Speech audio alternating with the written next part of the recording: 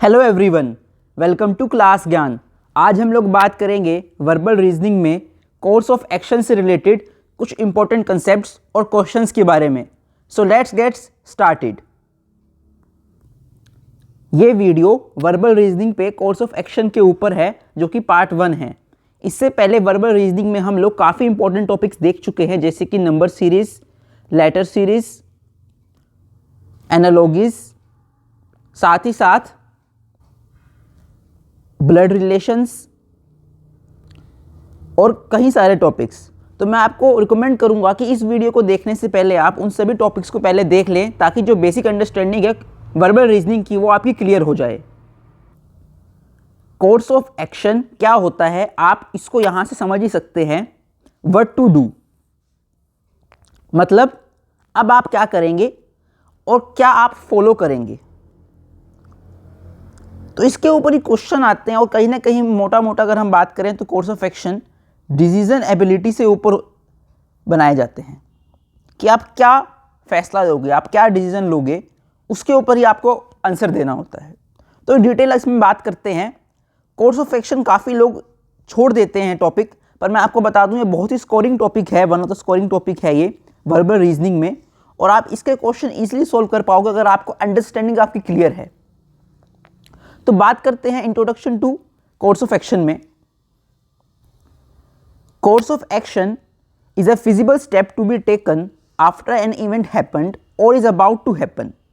तो कोई भी इवेंट, कोई भी चीज जो हो चुकी है या फिर होने वाली है, उससे पहले एक फिजिबल स्टेप जो लिया जाता है उसे कोर्स ऑफ एक्शन कहते हैं, मतलब एक्शन। सीधी सी बात है। Course of action should be feasible and should relate to the practical aspect of life.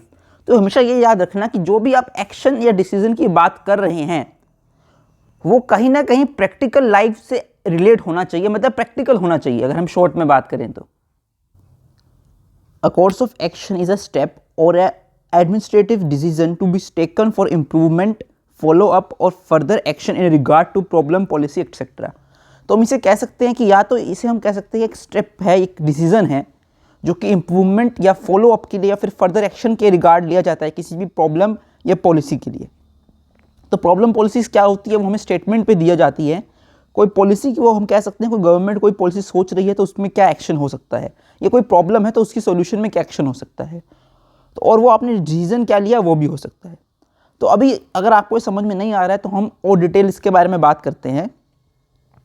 तो हम ये भी कह सकते हैं कि course of action is a procedure to deal with a situation. ये प्रोसीजर है जिससे कि हम किसी सिचुएशन के साथ डील कर पाएं। इन तरह के क्वेश्चंस में सिचुएशन इज प्रेजेंट की जाती है in the form of statement and possible course of actions are given. तो मोस्टली दो होते हैं, 1 और 2, दो ही पॉसिबल कोर्स ऑफ एक्शन आपको दिए होते हैं, पर ज़रूरी नहीं है कि दो ही आएंगे। We need to choose one which is feasible and practically possible, universal and logical. These questions are design to test decision making ability. तो ये बहुत इंपॉर्टेंट है।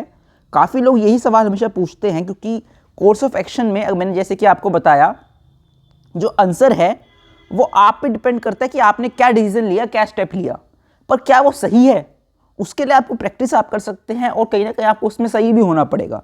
विद वो प्रैक्टिस से आ जाता है, और कहीं ना कहीं आपकी खुद की अंडरस्टैंडिंग भी उसमें काफ़ी हेल्पफुल साबित होती है। पर जो कारण है इन क्वेश्चंस को बनाने का वो ये है कि आपकी जो डिसीजन मेकिंग एबिलिटी है, क्योंकि आप किसी पोस्ट पे अगर आप कल को जाते हो किसी कंपनी में या किसी सिविल सर्विस एग्जाम को में ये क्वेश्चन आते हैं, तो उसका मोटो जो होता है वो यही होता है कि डिसीजन मेकिंग एबिलिटी, आप डिसीजन कैसे ले सकते हैं, वो इसके पीछे देखने की उनकी मंशा होती है। इसीलिए ही जो भी आप आंसर देखें वो फिजिबल हो, प्रैक्टिकली हो, पॉसिबल हो, यूनिवर्सल हो, जहाँ पे जो हर चीज़ जहाँ पे पॉसिबल हो, और लॉजिकल हो। इसका मीनिंग क्या है वो हम आने वाले क्वेश्चंस में हमें समझ में आएगा। अभी फॉर्मेट की बात कर लेते हैं कि क्वेश्चंस किस फॉर्मेट में आते हैं जनरली। तो इसमें कंसिस्ट ऑफ अ स्टेटमेंट होता है, जिसमें एक स्टेटमेंट होती है which is followed by 2 course of action number 1 and 2। तो मोस्टली एक स्टेटमेंट आपके पास आती है, उसके बाद 2 कोर्स ऑफ एक्शन, COA को मैं कोर्स ऑफ एक्शन लिख रहा हूँ, जिसमें 2 होते हैं, 1 और 2, 2 लाइन्स होती हैं जो कि कोर्स ऑफ एक्शन होती हैं। उसमें से आपको चूज करना है और आपको एनालाइज करना है प्रॉब्लम को, जो स्टेटमेंट में डिस्कस्ड है and decide which course of action should be followed to solve the problem.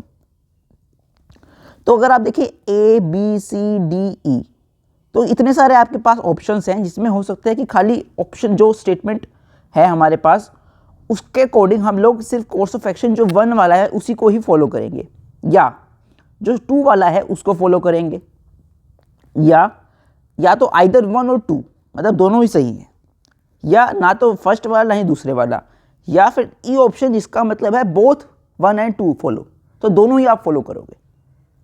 इसका रीज़न क्या है, जो फ़र्क होता है आइदर बोथ में आप पहले भी समझ चुके होंगे। अगर आप नहीं समझ पाए तो मैं कहूँगा कि आप लास्ट वीडियोस को देखें, क्योंकि उससे आपकी अंडरस्टैंडिंग और अच्छी इसमें बनेगी।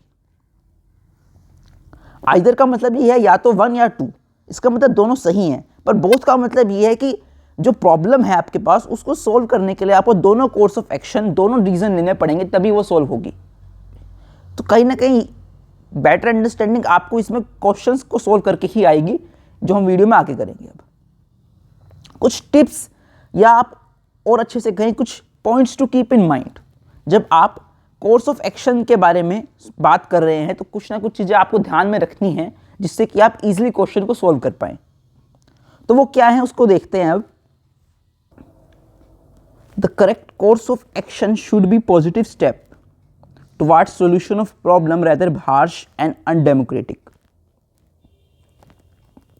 इसका मतलब ये है कि जो कोर्स ऑफ एक्शन आप चूज कर रहे हैं वो करेक्ट स्टेप होना चाहिए, पॉजिटिव स्टेप होना चाहिए, जो कि प्रॉब्लम को सोल्व करे, उसको अनडेमोक्रेटिक ना करे, उसको हार्श ना बनाए। क्या होता है उसका मतलब आप खुद से समझ सकते हैं। जैसे कि मैंने आपको बताया था पहले ही कि जो भी आप कोर्स ऑफ एक्शन ले रहे हैं वो लॉजिकल हो, पॉजिटिव हो, साथ ही साथ यूनिवर्सल हो और प्रैक्टिकल हो। जो भी आप डिसीजन लेते हैं हमेशा याद रखें, कंपनी में अगर आप किसी में काम कर रहे हैं, किसी सिविल सर्विस पोस्ट पे आप काम कर रहे हैं, तो वहाँ पे आपको जब भी कोई डिसीजन लेना है तो वो प्रैक्टिकल होना चाहिए। ऐसा नहीं कि आपने कोई नॉन प्रैक्टिकल अनप्रैक्टिकल डिसीजन ले लिया फिर वो हो नहीं पा रहा है। तो ऐसे स्टेप्स में कई बार क्वेश्चंस जो आते हैं, जो मुश्किल एग्जाम्स होते हैं, वहाँ पे हमेशा 2 जो कोर्स ऑफ एक्शन आते हैं, एक आंसर सही होता है और जो दूसरा होता है वो भी आंसर सही होता है, पर वो प्रैक्टिकल नहीं होता पॉसिबल। तो वहां पे आपको कहीं ना कहीं सही से चूज करना है answer. The correct course of action should either lessen the problem और improve the situation created by the problem. तो जो भी आप कोर्स ऑफ एक्शन ले रहे हैं उसमें हमेशा ये ध्यान रखें कि दोनों ही, मान लो जो आपके पास कोर्स ऑफ एक्शन है, मान लीजिए हम 2 ही की बात कर रहे हैं मोस्टली, तो 2 ही हम बात करेंगे पूरी वीडियो में, ज़्यादा भी आ सकते हैं आपके पास चूज करने के लिए डिसीजंस, पर चलिए 2 की बात करते हैं।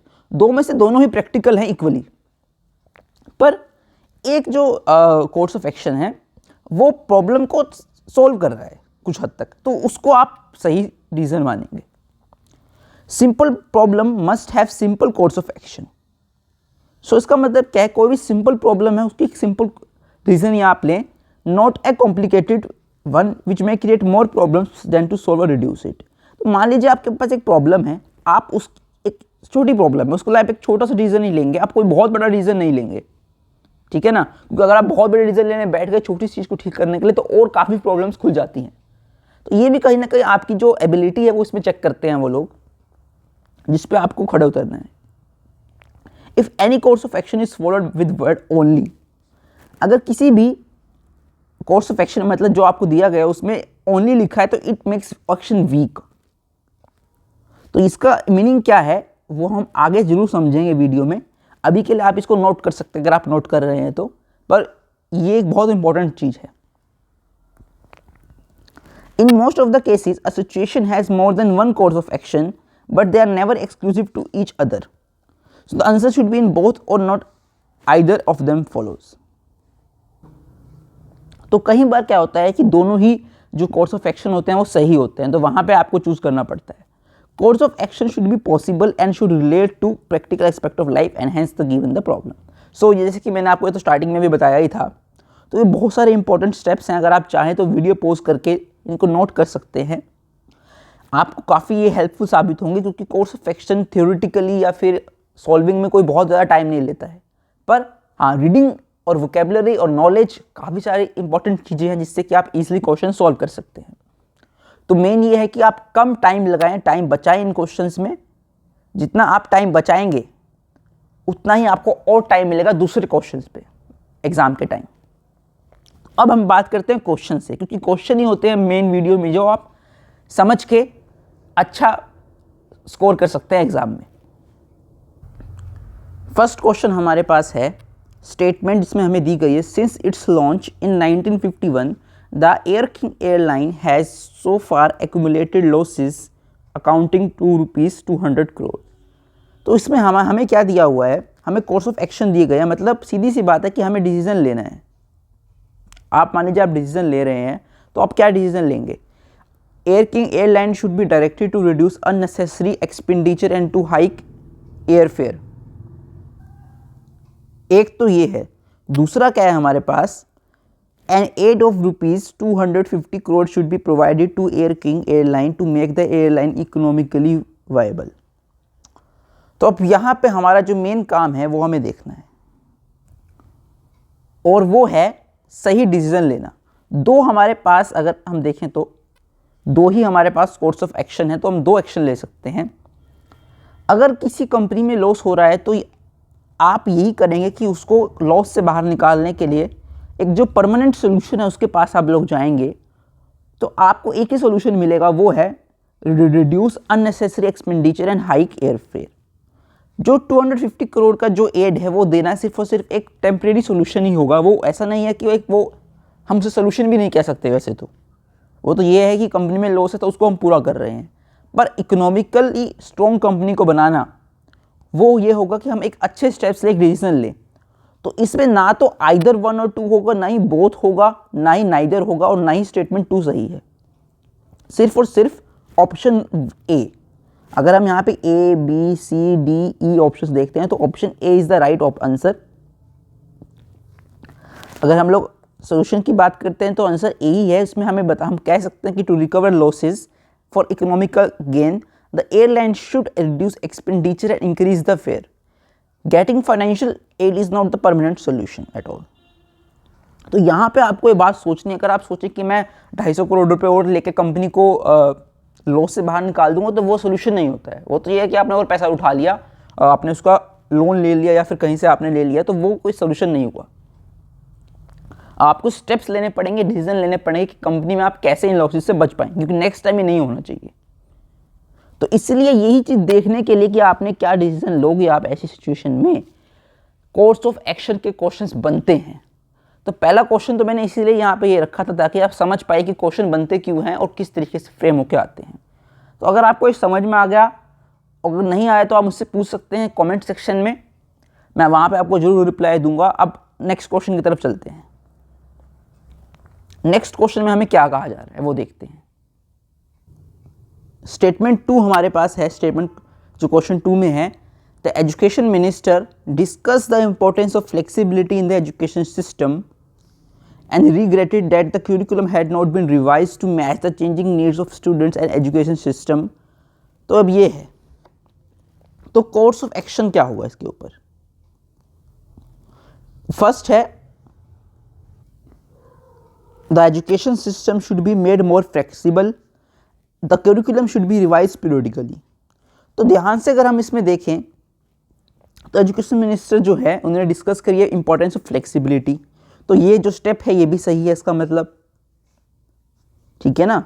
और and the regretted that the curriculum had not been revised to, तो ये रिवाइज नहीं हुआ है to match the needs. The curriculum should be revised periodically. तो दोनों ही इसमें कहीं ना कहीं जो कोर्स ऑफ एक्शन है वो रिलेट कर रहे हैं, प्रैक्टिकल लग रहे हैं, लॉजिकल लग रहे हैं, यूनिवर्सल लग रहे हैं। स्टेटमेंट में ऑलरेडी मेंशन है लगभग, इसलिए जो आंसर इसका होगा वो होगा दोनों ही सही हैं। तो बोथ 1 and 2, इसमें आइदर नहीं आएगा, ए बी सी डी ई, ठीक है ना। तो हमें ये याद रखना है कि E option both 1 and 2 follow. तो option E is right. Explanation में हम कह सकते हैं the situation demands the education system should be more flexible and should revised periodically. तो यही इसका आंसर हमारे पास हो जाता है, जो कि आंसर है ई। तो अब हम आगे चलते हैं क्वेश्चन 3 की तरफ। क्वेश्चन 3 में हमारे पास स्टेटमेंट है, are large number of people die every year due to drinking polluted water during the summer.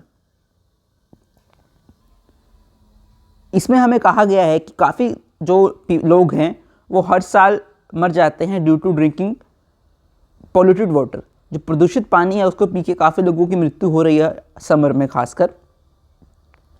तो इसमें कोर्स ऑफ एक्शन क्या आप ले सकते हैं? एज ए गवर्नमेंट अगर आप देखें तो government should make adequate arrangements to provide safe drinking water to all its citizens. The people should be educated about the dangers of drinking polluted water. तो एक लाइन में तो ये कहा गया है कि आप अवेयरनेस क्रिएट करें और आप एडिक्वेट अरेंजमेंट्स प्रोवाइड करें जिसमें सेफ ड्रिंकिंग वाटर की हो। तो दोनों ही लाइन्स अगर आप देखें तो क्या सिर्फ और सिर्फ फर्स्ट स्टेटमेंट से काम चल जाएगा?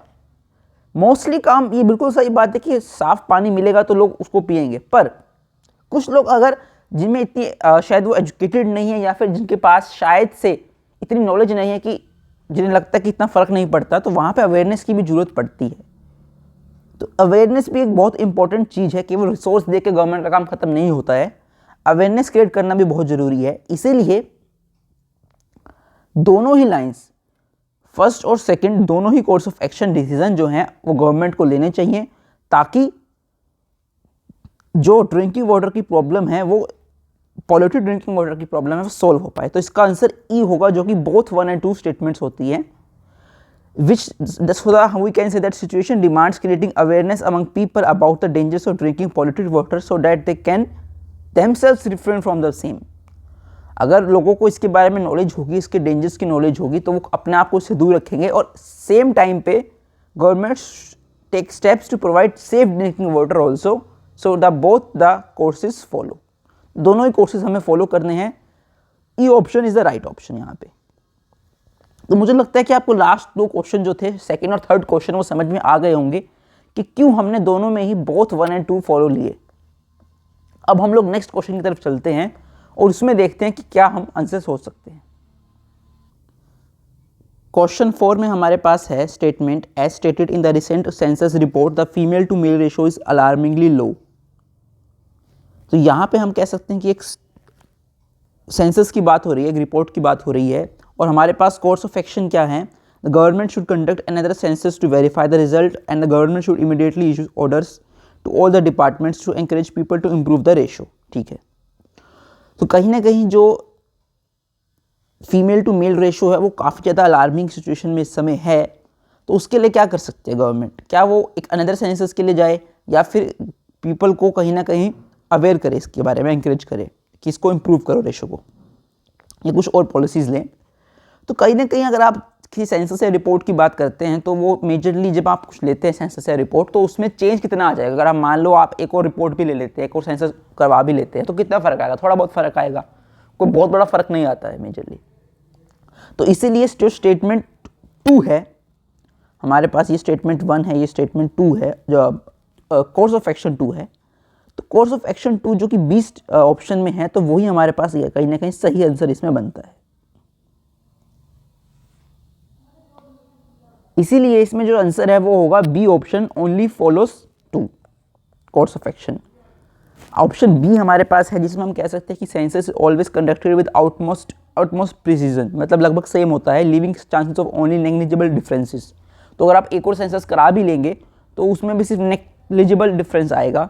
सो does not follow. So further the ratio can be improved by creating awareness among the masses and abolishing female foeticide does course 2 follows. The option B is the right option. तो यहाँ पे आप ध्यान से देखें तो दोनों ही ऑप्शन कहीं ना कहीं आप सोच सकते हैं कि क्या आपका सही हो, पर ऐसे ही नहीं लेना है। दोबारा सेंसस कराने का कोई मीनिंग नहीं बनता है। तो मैंने कहा था जैसे कि लॉजिकल, जो भी आप कोर्स ऑफ एक्शन चूज कर रहे हैं वो लॉजिकल होना चाहिए, बिना मतलब से उसको डिसीजन को नहीं लेना है, आपको स्टिक टू द पॉइंट रहना है। हाँ, रीड हर लाइन करनी अच्छे से, जब आपको भी रीडिंग की ही इसमें आपकी जो स्कोरिंग होगी उस पर डिपेंड करेगी, जितना अच्छे से आपने रीड किया, उसको अंडरस्टैंड किया, उस पर आप आंसर दे पाएंगे। तो अब लास्ट ऑप्शन की तरफ हम लोग चलते हैं, जो कि लास्ट क्वेश्चन हमारा है, जो कि 5th क्वेश्चन है। हमेशा ही मैं 5 ही क्वेश्चन रखता हूँ हर वीडियो में, ताकि आपको क्लियर अंडरस्टैंडिंग हो पाए और हर क्वेश्चन पर ज़्यादा से ज़्यादा टाइम दे पाऊँ। तो जो 5th क्वेश्चन है उसमें हम बात करते हैं स्टेटमेंट की, the demand for local fruits is decrease due to the availability of imported fruits in the local market. तो जो लोकल फ्रूट्स हैं उसकी जो डिमांड है वो कम हो गई है, किस कारण से? जो कि हुआ इम्पोर्टेड फ्रूट्स जो मार्केट में ज़्यादा आने लग गए। तो कोर्स ऑफ एक्शन आप इसमें क्या देख सकते हैं वो बात करते हैं। Course of action, the fruit vendors should not sell imported fruits to increase the demand of local fruits. एक स्टेटमेंट ये है। The import duty on imported fruits should increase to promote the local fruits. तो दो steps आपको लगते हैं यहाँ पे है। तो अब ध्यान से अगर हम इसकी बात करें तो आप कह रहे हैं कि आपके पास जो इम्पोर्टेड फ्रूट्स हैं वो आप बेचें ना। तो ये तो कहीं ना कहीं इलॉजिकल लगता है, लॉजिकल नहीं लगती है बात। और इसको कहीं ना कहीं ये डिमांड को नहीं बढ़ेगा। अगर लोग इम्पोर्टेड फ्रूट्स को लेना चाह रहे हैं तो कहीं ना कहीं लोग उसको बेचेंगे ही, तभी वो मिलेगा। तो ये इतना लॉजिकल नहीं लग रहा है। दूसरी लाइन ये है कि import duty on imported fruits को आप बढ़ा दें। उससे भी क्या होगा, जो लोकल फ्रूट्स हैं उसमें कहीं ना कहीं अगर कोई दिक्कत आ रही है, वो इम्पोर्ट फ्रूट्स पर इम्पोर्ट ड्यूटी बढ़ा के तो नहीं सॉल्व हो जाएगी। ठीक है ना, आप समझ सकते हैं। एक तरफ है लोकल फ्रूट्स और एक तरफ है इम्पोर्टेड फ्रूट्स।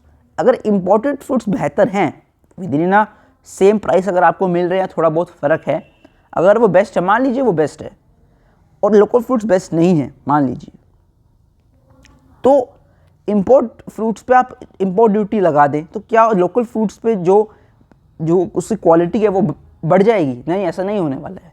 तो हमें क्या देखना है इसमें कि जो प्रॉब्लम विद लोकल फ्रूट्स है, क्योंकि प्रॉब्लम लोकल फ्रूट्स पे है, प्रॉब्लम इम्पोर्ट फ्रूट्स पे नहीं है, तो लोकल फ्रूट्स को हमें बढ़ाना है, उसको बेहतर करना है। तो इसका आंसर क्या होगा?